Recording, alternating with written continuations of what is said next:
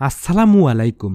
আশা করছি আপনারা সকলেই অনেক অনেক ভালো আছেন। আজকের ভিডিওতে আমরা শুনব হযরত দাউদ আলাইহিস সালাম এর এক বিশেষ ঘটনা, যা মায়ের প্রতি সন্তানের দায়িত্ব ও কৃতজ্ঞতার গুরুত্ব শেখায়। এই গল্পে দেখানো হয়েছে কিভাবে একটি সন্তান তার মায়ের প্রতি অশ্রদ্ধা করলে কিয়ামতের আলামত প্রকাশ পায়। আসুন গল্পটি শুনে শিখি মায়ের প্রতি আমাদের দায়িত্ব কি। একদিন প্রভাতের আলো ছড়িয়ে পড়েছে।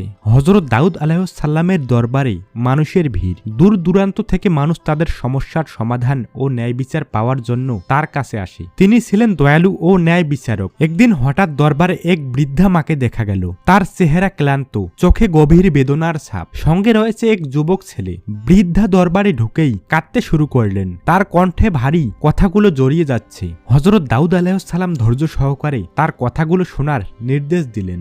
বৃদ্ধা বলল, হে আল্লাহর নবী, এই ছেলে আমার একমাত্র সন্তান। আমি তাকে জন্ম দিয়েছি, নিজের ঘাম রক্ত করে বড় করেছি। ওর জন্য আমি কত রাত জেগে কাটিয়েছি, নিজের সুখ বিসর্জন দিয়ে তাকে মানুষ করেছি। অথচ আজ সে আমাকে ঘর থেকে বের করে দিয়েছে। আমার আর কোনো ঠাঁই নেই। আমি কোথায় যাব, কি করব? বৃদ্ধার কথা শুনে দরবারের সবার মন ভারী হয়ে গেল। যুবক মাথা নিচু করে দাঁড়িয়েছিল।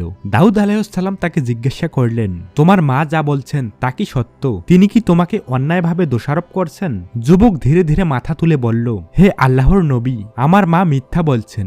আমি তাকে ঘর থেকে বের করিনি, বরং তিনি সব সময় অযৌক্তিক দাবি করেন। আমার নিজের সংসার আছে, কাজ আছে, তার সব দাবি মেনে নেওয়া সম্ভব নয়। দাউদ আলাইহিস সালাম কিছুক্ষণ ভেবে বললেন, আমরা সত্য উদ্ঘাটন করব, তোমরা ধৈর্য ধরো। দাউদ আলাইহিস সালাম তখন আল্লাহর কাছে দোয়া প্রার্থনা করলেন এবং সত্য প্রকাশের জন্য নির্দেশ প্রার্থনা করলেন। আল্লাহ তাআলা তখন দাউদ আলাইহিস সালামকে একটি বিশেষ নির্দেশ পাঠালেন। তিনি বৃদ্ধা এবং তার ছেলেকে নিয়ে একটি পাহাড়ের কাছে যাওয়ার কথা বললেন, যেখানে আল্লাহর ইচ্ছায় একটি অলৌকিক ঘটনা ঘটবে। দাউদ আলাইহিস সালাম তাদের পাহাড়ের কাছে নিয়ে গেলেন। পাহাড়টি ছিল স্থির, কিন্তু তার গায়ে এক ধরনের অদ্ভুত ঝাঁকুনি ছিল। সবাই জানত এই পাহাড়ের মাধ্যমে সত্য প্রকাশিত হবে। দাউদ আলাইহিস সালাম বললেন, এই পাহাড় আল্লাহর নির্দেশে সত্যের সাক্ষ্য দেবে। যে সত্য বলছে পাহাড় তাকে গ্রহণ করবে, আর যে মিথ্যা বলছে পাহাড় তার থেকে দূরে সরে যাবে। প্রথমে বৃদ্ধা মাকে ডাকা হলো। তিনি ধীরে ধীরে পাহাড়ের দিকে এগিয়ে গেলেন।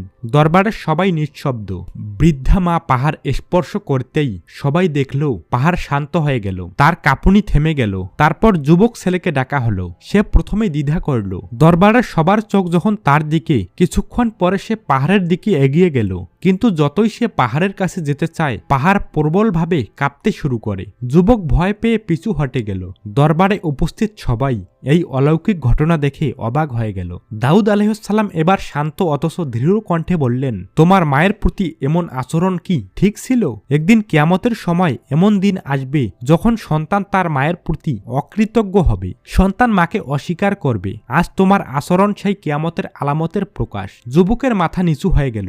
সে কাঁপা কাঁপা কণ্ঠে বলল, হে নবী, আমি বড় ভুল করেছি। আমার মায়ের প্রতি যা করেছি তা ক্ষমার অযোগ্য। হে আমার মা, আমাকে ক্ষমা করুন। ছেলেটি মায়ের পায়ের কাছে গিয়ে মাথা নত করে কাঁদতে শুরু করল। দরবারে উপস্থিত সবার চোখ ভিজে গেল।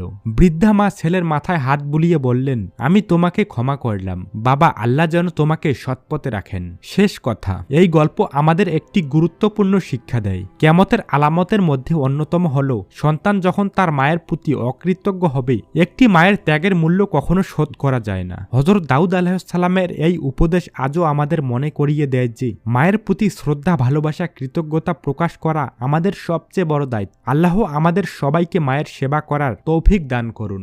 ভিডিওটি ভালো লাগলে অবশ্যই চ্যানেলটি সাবস্ক্রাইব করে আমাদের পাশেই থাকবেন এবং ভিডিওটি শেয়ার করে সর্বোচ্চ ছড়িয়ে দিবেন। আল্লাহ হাফেজ।